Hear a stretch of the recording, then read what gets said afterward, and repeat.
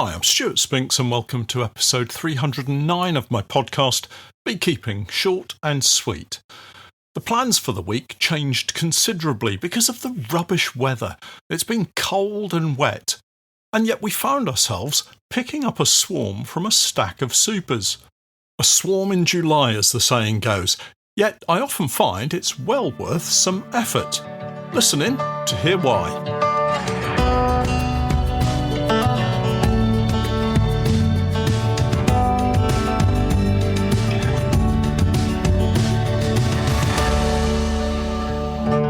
Beekeeping Short and Sweet, a beekeeping podcast for the inquisitive beekeeper with a short attention span. A beekeeper, in fact, just like me. This week's podcast is sponsored in part by Modern Beekeeping, suppliers of general beekeeping equipment including high-density polyhives. These include Paradise National hives, Swenty polyhives and of course Honeypore hives, my particular favourite.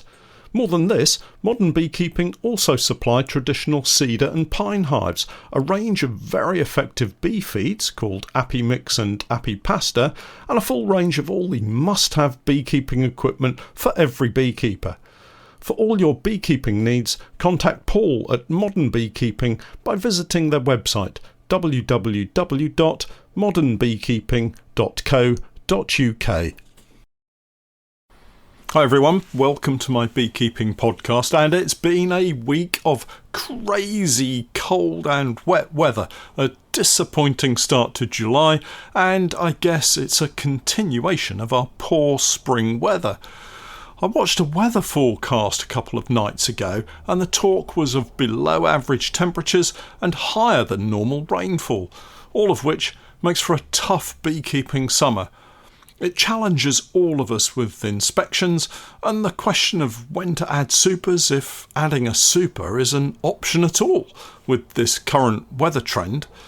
It looks like we'll have another week of disappointment. I am talking about the weather here, but as always we keep optimistic, and the following week is, at the moment, looking much brighter and warmer, maybe.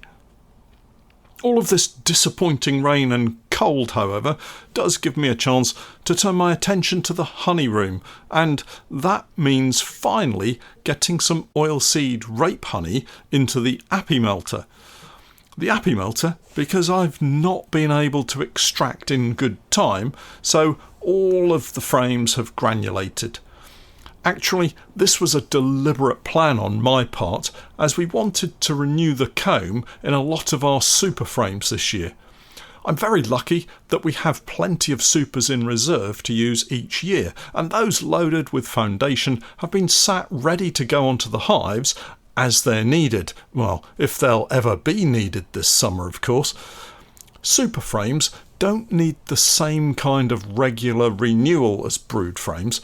We can keep the super frames with comb in for much longer, and as long as the queen doesn't get up into the super, most of the time you'll find there isn't a great deal of pollen stored in these frames, which is really helpful when it comes to overwintering them. No dreaded wax moth larvae to chew their way through the comb and destroy all of that hard work.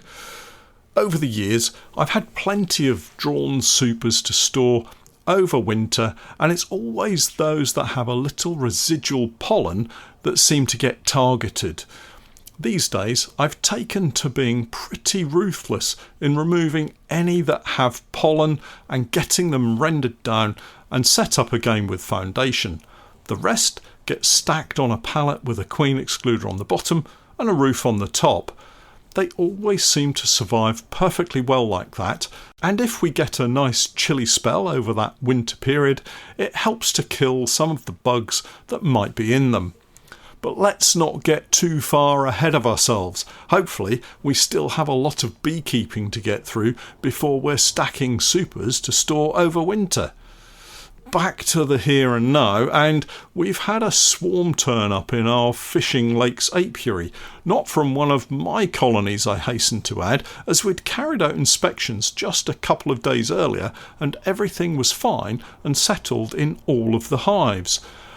This particular swarm arrived in the apiary that I'd just cleared out for the fisheries manager to trundle through with his tractor and mower to get that grass back under control. So we had no colonies here, and the only place for the swarm to find and settle was one of the tall stacks of drawn supers ready for that summer nectar flow. This kind of swarm is an easy job for collecting, and it doesn't take much effort at all if you have some spare equipment available. I've produced a video for Patreon showing how I dealt with it, and luckily we had a spare hive at the apiary. The swarm had settled into 2 of the supers on one side. So rather than occupying one super of 9 or 10 frames, it had occupied that number of frames, 9 or 10 frames, but in 2 supers down one of the sides. Interesting that, given the freedom to choose, this swarm decided it wanted to set itself up in a block spanning 2 supers rather than spreading across one super but using the same number of frames. Anyway, when we get a swarm like this, the easiest thing to do is to leave them in the super on the frames that they've already occupied and just shift them onto a floor of a spare hive. What I actually did was to sort through the frames and gather all of the bees into one super. No point giving them 2 supers, as what I really wanted to do was to get them to move up into a brood box full of frames of foundation. I've said before, I don't have any worries about picking up swarms and fretting about disease. In all the time I've spent beekeeping, I've never, as yet, collected a swarm with a foul brood disease. Lots of minor ailments, of course, the biggest one being varroa, but on the whole, they don't present anything that can't be fixed relatively quickly and easily. Temperament, on the other hand, is the bigger challenge. You never know what you're going to get, but if you're prepared for that, the rest can be very straightforward. So with the floor set up next to the swarm, in the stack of supers, I manipulated the frames to give a super full of bees on drawn comb. Looking through each frame, I couldn't see a queen or evidence of a laying queen, no eggs or larvae. This means she's either a virgin queen, meaning it's probably a cast swarm, not a primary swarm, you understand, and looking at the number of bees in the box, I would say that's most likely. There weren't a huge number of bees in there, but that might be due to a large part of the swarm being out foraging. With the super settled on the floor, I added a brood box filled with frames of foundation, topped it off with the feeder and the roof, and then left them to it. Now, this swarm wasn't from any of my colonies, as I said, so I have no idea of their condition. So it makes sense to take some precautions and wait a day or 2 before I feed them. This has been something I've always done, and hopefully it's been a positive technique in helping prevent the spread of any diseases. We hold off feeding to force the bees to use whatever supplies they may have brought with them as they swarmed, and thus any potential disease problems in that food gets used up rather than stored in cells. That said, the bees were beginning to store in the drawn comb, so it is possible that any reserves of food they brought with them could have ended up in those cells. The weather has been particularly challenging, so maybe they didn't get out to forage yesterday and have since used up those food stores. Either way, I'm off to see them later today to add a bucket of syrup into them. I'm also going to treat them with some oxalic acid to knock down any varroa that they might have brought with them. It's a really useful routine with swarms. Get a trickle or sublimation treatment into them before they have a chance to produce any sealed brood, and you should really hit the varroa population hard. Now, that old beekeeper's saying of a swarm in July isn't worth a fly just doesn't hold true anymore. Sure, it's not going to give you a crop of honey, certainly not this year, and there's plenty of potential hazards that might make a July swarm seem not worth the trouble, but If you settle them down and treat for Varroa, feed them and get them set up for the winter to come, next spring you'll have a strong growing colony that you can add to your apiary numbers. One last thing to mention about this swarm is that despite everything I said about never encountering any disease, we still isolate them until we've had a chance to see what the brood pattern looks like and how the brood is developing through the first few cycles of brood rearing. Just because we've never had a major disease challenge doesn't mean we shouldn't continue to take precautions, and maybe it's because we take precautions that we've never had a major issue. So it's off to an isolation apiary for a few weeks to see how they develop. In other news, we've had a great result with the little nukes that I united together with one of the Queenright nukes. They've settled down as a single unit and have pretty much filled a super of 9 drawn frames of comb. These were nukes created in the spring when one of our colonies swarmed and left me with multiple queen cells across several frames. It's easy enough to just knock down all but one of the queen cells and stick with one larger colony, but creating several nukes has meant I've been able to requeen other colonies that had become hopelessly queenless and place those colonies on a strong Queenright footing for the summer and beyond. In fact, some of these newly requeened colonies are likely to be taken to the heather moors at the end of the month, such is their strength now. This little combination job is about to get another super, and with luck we'll end up with 2 supers of honey off them by the end of this month. Talking supers, I much prefer to add supers gradually at our home apiaries through the summer, and the last couple of weeks has shown it to be a good policy. If you add several supers to a colony at the start of the summer nectar flow, such as we do for the borage, it can really reap rewards if you have a major nectar flow. Again, I use borage as the example, and supers can fill very quickly with honey. Here at home, though, we don't tend to see that flood of nectar, but rather a continuous trickle throughout late June and into and through July. Adding several supers in this instance tends to see nectar being spread through all of the supers, and that just makes life a little more difficult when it comes to adding a clearer board and taking the honey crop off. We end up having to sort through supers, shifting frames from one box to another until all of the filled frames are in one box, and that usually results in an empty super being taken away at that point anyway.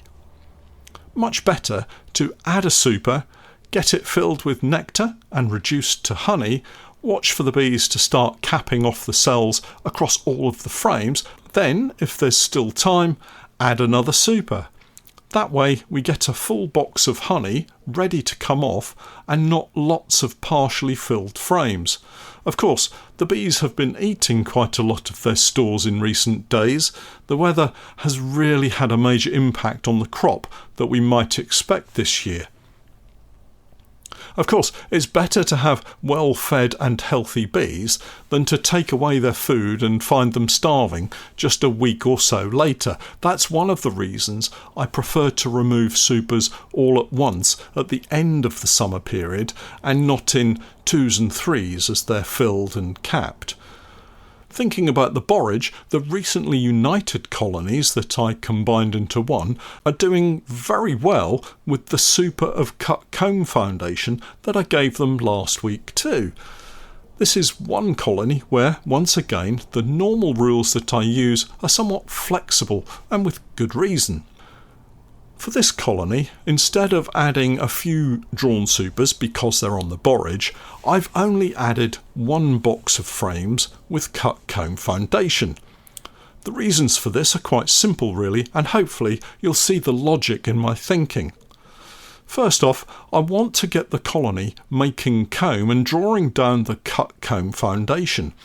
With this in mind, adding multiple supers would spread the number of workers thinly across the frames and would result in a kind of haphazard set of frames and not clean, straight-drawn combs filled with honey. The second reason is that adding a second or even third box of drawn comb would likely see the bees completely ignore the foundation in favour of ready-made cells to store nectar in, and could then result in the cut comb frames never being worked. Hence, I've only added the one box. I'm back there again in a day or two and we'll take another look at how they're doing and probably hopefully add another super at that point if it's needed. I've been in no rush to remove all of the spring supers from the hives, and it's been a little haphazard. This is mainly down to the somewhat out of control honey room that needs my attention again. Maybe this week I can find time to get everything sorted. Well, maybe not everything, but I am making some headway. I have a new sump from Thomas Apiculture via Thorn Beehives, all part of my master plan for extraction to be unveiled in due course. But the outlet on this Cleanomel, as they describe it, needed a slight modification in that the supplied pipework just doesn't fit in with my processes and needed to be swapped out. The setup that is supplied has a manual tap on it, and I've had a float switch added to connect to our honey pump. Once that's connected, it should automatically pump the honey out of the sump and into our large settling tank. This meant I needed a stainless steel hose coupling to connect the sump to the pump, and that took several hours to source and purchase. Funny how these simple little jobs always seem to take so much more time than I allow. Of course, there's a small possibility that I was using it as an excuse not to tackle the slightly bigger, sticky jobs in the honey room, but for now, I'm happy that the new sump is ready for use. Finally today, it's time for me to get organised with our heather colonies. I've spent some considerable time in the evenings reading and planning for this year's trip. If you're looking for help and guidance with taking bees to the heather moors, wherever that might be for you, there can be no book more comprehensive than Michael Badger's guide. I'll put a link in the podcast notes. I've been selecting colonies that are queen-right and have a good number of sealed frames of brood, ready to be set up for the journey. Hopefully, this year, the uneventful journey to the heather moors in North Yorkshire. Having learnt my lesson last year, I'm reducing the number of colonies to 24 and have them set up in an apiary where muddy fields and torrential rain simply won't be a problem. I don't mind making and admitting to mistakes, but I do so hate making the same mistake over and over again. Hopefully not the case this year. More on the heather colonies in the coming weeks, but that's it for this week. Don't forget to check out my website www.norfolk-honey.co.uk and for my latest videos and podcasts with more updates, tips and techniques, it's the same Patreon page, www.patreon.com/Norfolk Honey. And remember, I'm Stewart Spinks and that was Beekeeping Short and Sweet.